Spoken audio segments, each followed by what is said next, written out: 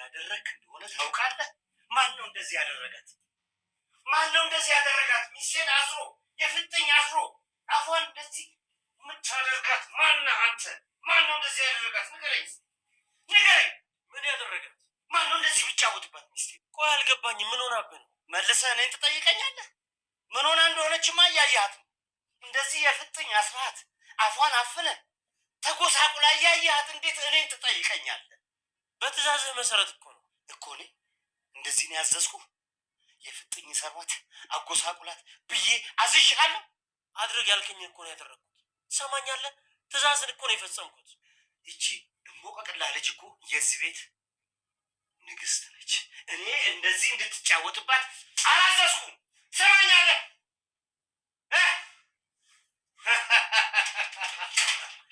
እኔ መሰለ እንደዚህ ልባቸው ያበጠውን ማስተንፈስ እችልበታለሁ። በርታበት፣ አሳይሃለሁ። ስለ ዴቭ እያሰብሽ ነው? አዎ ባቴሮ፣ ሁለታችሁ እኮ አንድ ላይ ብዙ ማይቻሉ ነገሮችን ማድረግ ይችላችሁ። ይኸውልህ ባቴሮ፣ ከዚህ በፊት እንደነገርኩ አንተ በእኔ ተስፋ ለመቁረጥ ከሁሉም የዘገየ ሰው አንተ ነው። እናም ጠንካራ ሰዎች በሚያልፉበት መንገድ አልፋል። ብዙ ጊዜ ወድቀህ ብዙ ጊዜ ተነስተሃል። ስለዚህ ጠንካራ ሰው ነህ አንተ። እውነት ሁሉ እውነት እንዳልሆነ፣ ውሸት ሁሉ ደግሞ ውሸት እንዳልሆነ በደንብ ታውቃለህ። ስለዚህ ባንቴሮ ከማንም ሰው በላይ በዚህ ሰዓት ማምነው አንተ ነው። አንተ እኔ ላይ እምነት ነበረው። አምኖኝ ነበር ነው ያልከው? ልጅቷ ብልህና አርቆ አስተዋይ ናት። እድሜዋን ብቻ ካየ ተሳስተሃል አውቃለሁ። ለዚህም ከጓደኞቿ በላይ በእሷ ፍቅር ወደድኩት። ስለዚህ እሷ ላይ የተሰራውን ድራማ በቀላሉ ትረዳዋለች ማለት ነው። ለእንደዚህ አይነት ነገሮች ግድ የለኝም። በዛሬው ክፍል ሉሊት ድራማ በጣም ስቃይና መከራ እየደረሰባት ከሚገኘው ከዚህ ፈተና እንዴት ልታመልጥ ትችላለች? በተለይ ደግሞ ሉሊት ከዚህ ቀደም እንዳየነው ዴቭ እያለ መልካም ወንድም ስለነበራት ካጠገቧ ማንም ሰው ሊተናኮላት አልነበረም ወይም አይችልም። አሁን ላይ ግን የገባችበት ፈተና በጣም ከባድ ሆኗል። ባቴሮን ራሱ ከዚህ ፈተናና ከዚህ ነገር ሊያወጣት አልቻለም። ግን ደግሞ ዛሬ በአቶ መሰለ እጅ ትገኛለች ሉሊት። ከአቶ መሰለ ቤትም እንዲሁም ባልጋቸው ላይ ያለች ማለት ነው። ይሄ ማለት ደግሞ ሉሊት ከባዱ ፈተናና የህይወቷ አንደኛው ክፍል የአቶ መሰለ ቤት ይገኛል ማለት ነው። አቶ መሰለ እውነት ጨክነው ይህን ድርጊት ሊፈጽሙት ይሆን ወይስ ደግሞ ከጀርባቸው እውነት ባንቴሮ ሊደርስላት ይችላል የሚለው በጣም አስጊና አሳሳቢ ነው ማለት ነው። ዛሬ ሉሊት ሁለት ነገር ይጠብቃታል። ወይ በአቶ መሰለ ትበላለች ወይ ደግሞ ትታርፋለች ማለት ነው። ከሁለት አንዳቸው ይጠብቋታል። አሁን ላይ በጣም ብዙ ነገር እየተቀየረ የመጣው የሮዛ ጉዳይ ነው። ሮዛ እንግዲህ ስናቃት በጣም ክፉ መጥፎ፣ እንዲሁም ደግሞ ለነገሮች ሁሉ በክፋት መንገድ ስትቃኝ የኖረች ብትሆንም በአሁነኛው ክፍል ላይ ግን ስለ ሉሊት አብዝታ መጨነቅ፣ ስለ ሉሊት በጣም መልካም ነገሮችን ለማድረግ መሞከሯ በጣም ብዙ ነገሮች እንደተቀየሩ በህይወቷ ላይ ያሳያል። ምክንያቱም ደግሞ የመጀመሪያው ጥፋቷ እናቷን ነጥቋታል፣ ልጇን አሳጥቷታል፣ መውለድ እስከማትችል ድረስ አድርሷታል። ከዚህ በኋላ ያለው ህይወቷ እንዴት ሊቀና እንዴት ልትስተካከል እንደቻለችም አንዳንድ ነገሮችን እያየን ነበረ። ምክንያቱም ደግሞ ሉሊት በባለፈው ላይ ብዙ ችግሮችን በሉሊት ላይ እንዲደርሱ ካደረገች በኋላ ናኦድ ነበረ ቀጥቅጧት፣ ከዛም በኋላ ጥርስሽን ነቅላለሁ በባዶሽ ማስቀረሽ በማለት ከዛም አልፎ ተርፎ ሉሊት በመኪና ተገጭታ እንድትሞት ልታደርግ በጣረችው ወይም ደግሞ በሞከረችው ሰዓት ላይ ሉሊት አለመሞቷና በሆስፒታል እርዳታ ከዳነች በኋላ ወደ ቤት ተመልሳም ለሮዛ ይቅርታ ማድረጓን ሉሊትን አይተን ነበረ። በዛ ሰዓት ላይ እንግዲህ ሮዛ ወደ ራሷና እንዲሁም ደግሞ ያደረገችው ነገር የቆጨትና የተጸጸተች ትመስላለች። አብዝታ ስለ ሉሊት ማሰብ መልካም ነገር ማድረግን እየተካነች መጣለች ማለት ነው። የሮዛ ባህሪ ተቀይሯል።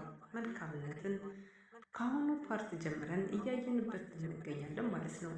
ለብዙ ወራቶች የሮዛን ክፋትን ስታዳምጡ ስታዩ በንዴት ውስጥ የነበራችሁ ዛሬ ደግሞ የሮዛ መቀየርና የሮዛ አሳቢነት በተለይ ለሉሊት ያላት ጥላቻና ክፋት ለመጀመሪያ ጊዜ ሉሊት ቤቷን የረገጠችበት ሰሞን አካባቢ ጀምራ ነበረ። ክፋቷ እየዋለ እያደረ ባሌን ትቀማኛለች፣ ህይወቴን ትወስድብኛለች በማለት አጉል ጥላቻና እንዲሁም ደግሞ በውስጧ ላይ የምታስበው ሀሳብ ተነሳስታ ሉሊትን ስትበድልና ስትጎዳት የኖረችው ዛሬ ላይ ለሉሊት መልካም ሀሳብ መሆኗ በጣም ደስ የሚል አካሄድ ነው። ሌላው ነገር ዴቭ እንግዲህ በአጋቾች እጅ ያላየው ልጁ አሁን ላይ በሔዋን ወልጄዋለሁ የሚለው ሔዋን እንግዲህ ከሱ ወልዳለት እስካሁን ድረስ ሔዋን ልጅ እንዳለው ሳትነግረው ያቆየችበት ብዙ ጊዜያትን አይተን ነበርና ጊዜው ደርሶ እንግዲህ ዴቭ ልጅ እንዳለው ከሰማ ጊዜ ጀምሮ ልጁን እየናፈቀ ይገኛል ማለት ነው። አሁን ላይ ግን በአጋቾች እጅ ልጁ መግባቱን ሲያውቅ ከአጋቾቹ ጋር ወይም ደግሞ ከሽፍቶቹ ጋራ ለመደራደር ወደ እነሱ ሄደዋል ብሎ ባንቴሮን ሲያወራ ሰምተነው ነበረ። ይሄ ማለት ደግሞ ባንቴሮን እንግዲህ ይህንን ያለበት ብዙ ምክንያቶች አሉ። ሔዋን እንግዲህ ከዚህ ቀደም ብዙ ነገሮች በእጽ ዝውውር ወይም ደግሞ በከፍተኛ ወንጀሎች ስር አብራ የምትሰራ ወይም ደግሞ በዛ ቅንጅት ውስጥ እንደነበረች እያየን ነበረ።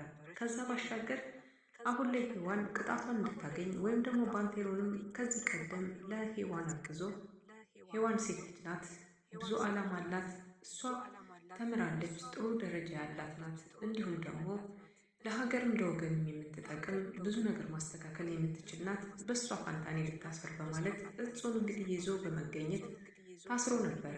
ግን ደግሞ ወንጀለኞቹ ለራሳቸው ጉዳይና ዓላማ ስላፈለጉት ከእስር ቤት እንዴትም እንዴት ብለው አስወጥተውታል። ይሄ ማለት ደግሞ ባንቴሮን ዛሬ ነፃ ይሆን እንጂ ነገ ጠዋት ወደ እስር ላለመውደቁ ምንስ ማስረጃ አለ? በጣም ከባድ ነው። አሁን ላይ ሔዋን እንግዲህ የጠፋችበት ምክንያትም ይሄና የልጇ ጉዳይ ነው ማለት ነው። የሮዛና የሔዋን ግንኙነት እንግዲህ በጣም ቅርብ የሆነ ወዳጅነት ከትምህርት ቤት ጀምሮ ያሳለፉት ትልቅ ላይፍ ቢኖርም አሁን ላይ ተቋጭቶ ያለው በጸብ ነው። ምክንያቱም ሁለታቸው ላይ ያለው ግንኙነት በጣም ከባድ ነው። ሔዋን መልካም ሴት ስትሆን ሮዛ መጥፎ ሴት በመሆን የሚተውኑበት ፓርት እንዳለ ሆኖ በጣም ብዙ ግንኙነቶች የተበላሹባቸው እንዲሁም ደግሞ ሔዋን ወደ ደጅ አገር ከወጣች በኋላ ዴቭን አጥምዳ እንደምንም ብላ ለሀብት ለንብረቱ ስትል እንዳገባችውና ካገባችሁ በኋላ ብዙ ነገሮችን ታውረድ እንዳሳለፈች አይተናል ማለት ነው። ይሄ ማለት ሮዛ ከትናንት ዛሬው የተሻሻለችበት መልካም ነገሮችን ያገኘችበት ነገር ነው ማለት ነው። አቶ መሰልና አሁን ላይ ደግሞ የሔዋን ወንድም ናኦድ በአንድ ላይ ገጥመዋል። ሁለታቸውም ስራ ግንኙነት ያገናኛቸው ምን ይሆን? በዛ ላይ ደግሞ ባንቴሮን ነቅቶባቸዋል። ለምንድን ነው የነቃባቸው? ባንቴሮን ከዚህ ቀደም ብዙ ስራዎችን ባንቴሮን ሰርቷል ከናኦድ ጋር። ናኦድ ጋር በሰራበት ጊዜ የናኦድ ድርጅት የመክሰር አጋጣሚና እንዲሁም ለሰራተኞች ደሞዝ ጭምር መስጠት የማይችልበት ሁኔታ ተከስቶ እንደነበረ ለናኦድ አጫውቶታል። ይሄ ማለት ደግሞ ጋራጁ የተቃጠለበት በቅርቡ ቢሆንም ይሄንን ለካ ያደረገው አቶ መሰለ ነበር። አቶ መሰለ በእጅ አጣብቂኝ ወይም ደግሞ በእጅ አዙሪት ቀስ ብሎ የሔዋንን ወንድም በእጁ አስገብቶታል። አሁን ላይ ሉሊትን ታመጣልኛለህ፣ እኔም ደግሞ ለስራ ማስጀመሪያ የሚሆን ወይም ደግሞ ለስራ የሚሆን ገንዘብ እሰጥሃለሁ በማለት ድርድር ፈጥሯል ማለት ነው። ይሄ ማለት ከባዱን ውሳኔ እንዲወስን አድርጎታል ማለት ነው። ገንዘቡን ፍለጋ ወይም ደግሞ የተቃጠለበት ንብረቱን ፍለጋ ሲል ሉሊትን ከምትኖርበት መኖሪያ ቤት ሰርቆ ወስዷታል። አቶ መሰለ ቤት የሚያስቀምጣት እሱ ነው። አሁን ላይ አቶ መሰለ ለሉሊት እንግዲህ ሚስቴ ቤቷን መጣለች፣ ቤትሽ ነው፣ ይሄ ኑሮሽ ነው በማለት ሳይሰስት እንግዲህ ሉሊትን ምን ሊያደርጋት እንደሆነ ያየነው ይሆናል ማለት ነው። በጣም ከባድ ጊዜና ከባድ ነው። በዚህ ሰዓት ላይ ናኦድ ጸጸት ካልተሰማው በእርግጠኝነት ህይወቷ የሉሊት ይበላሻል ማለት ነው። ምክንያቱም ናኦድ አንዳንድ ነገሮች ሉሊት ከተናገረችው ነገሮች አንተን የመሰለ ለሀገሩ መስዋዕት የከፈለ ዛሬ የቆመበት ቦታ መልካም አለመሆኑን ስትነግረው እያስታወሰ ነበር። ከዚህም ባሻገር ደግሞ ብዙ ነገሮችን በደል ደርሶባት እስካሁን ድረስ ለእንደዚህ አደጋ ያልተጋለጠች ብትሆንም የዛሬው ግን የከፋ ነው። እንግዲህ አቶ መሰለ ከቤቱ ወስዷታል፣ ከገዛ አልጋው አስቀምጧታል። ግን ደግሞ ምን ሊፈጠር ይችላል? ናኦድ ልቡና ገዝቶ የተሆነውን ነገር ወይም ደግሞ የተደረገው ነገር ትክክል አለመሆኑ ከገባው እንደ እህቱ ካያት ሊያድናት ይችላል። ካልሆነ ግን ደግሞ በጣም ብዙ አስከፊ የሆነ አደጋ ይደርስባታል በሉሊት ላይ ማለት ነው። አቶ መሰለና እንዲሁም ደግሞ አሁን ላይ ወዳጃሞች ሆነዋል። ምክንያቱም ናኦድ ከዚህ በኋላ የሚወጣበት ምንም መንገድ የለም። ብዙ ሚሊዮኖችን ብሮች ቢቀበልም በቼክ ግን ደግሞ ከኔ ጋር አንድ የተሰላም ተባብለህ ተጫወት። ይሄ ማለት ደግሞ ሌላ መንገድ ትቀይሳለህ ማለት አይደለም፣ በቁጥር ስር ነህ ሲሉ አቶ መሰለ ረቀቅ ያለ ተናግረውታል።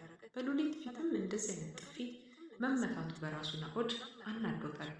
ምክንያቱም ደግሞ ሉሊት እንድታምነው የፈለገበት መንገድ አቶ መሰለ ይሄ አረመኔ አምጥቶት እዚህ ቤት እንዳስቀመጣትና እንዳሰራት እንዲሁም እንዳንገላታት አስመስሎ ለማሳየት የሞከረበት ፓርት ነበረ በጥፊ የመታው። አቶ ናኦድ ግን ዛሬ ላይ በጣም ተናዶበት ይገኛል ማለት ነው። ማን ያሸንፍ ይሆን? አቶ መሰለም እንዲሁም ደግሞ ናኦድ አሁን ላይ የጋራ ጠላታቸው ማንም አይደለም፣ እርስ በርሳቸው ናቸው።